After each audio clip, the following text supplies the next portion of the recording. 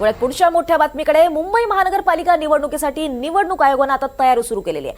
आज आयोगाने सर्व महानगरपालिकांची बैठक बोलावलेली आहे। महाराष्ट्रातील सर्व पक्षाचे नेते आणि त्याचबरोबर 29 महापालिकांचे आयुक्त या बैठकीत सहभागी होणार आहेत। जिल्हा परिषदेआधी महापालिका निवडणुका लागणार असल्याची सध्या शक्यता आहे। अधिक माहिती घेऊयात आमचे प्रतिनिधी सागर कुलकर्णी यांच्याकडून। सागर, काय अधिक माहिती या संदर्भात? आज राज्य निवडणूक आयोगाच्या वतीने दुपारी 2 वाजता एक बैठक बोलवलेली आहे। त्याच्यामध्ये राज्यातले सर्व महापालिका ज्या निवडणूक प्रलंबित आहेत अशा निवडणुकांच्या संदर्भातले सगळे महापालिका आयुक्त तसंच तिथले जिल्हाधिकारी यांची बैठक असेल।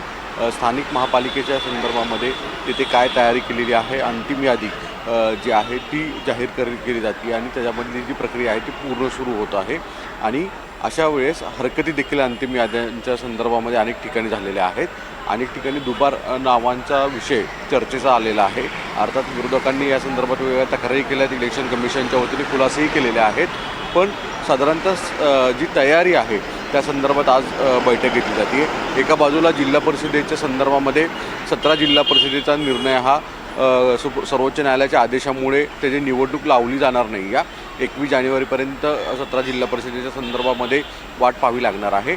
यामुळे राज्य निवडणूक आयोग एका बाजूला विचार करत आहे की जिल्हा परिषदेच्या आधी महापालिका निवडणुका घेतल्या जाव्यात का, आणि त्या दृष्टिकोनातून आजची एक ही महत्त्वाची बैठक राहील। साधारणतः सर्व महापालिका आयुक्त तिथे स्थानिक मतदार याद्यांच्या संदर्भात काय तयारी झालेली आहे, हरकतींच्या बाबतीत काय निर्णय घेतले जात आहेत याचा एक आढावा घेतला जाईल आणि त्यानंतरनं राज्य निवडणूक आयोगाच्या वतीने कदाचित महापालिकेच्या निवडणुकीच्या हालचाली वाढतील आणि त्या संदर्भात काही महत्त्वाच्या घडामोडी आज घडतील असं सांगण्यात येत आहे। निश्चितच सागर, धन्यवाद या सविस्तर माहितीसाठी।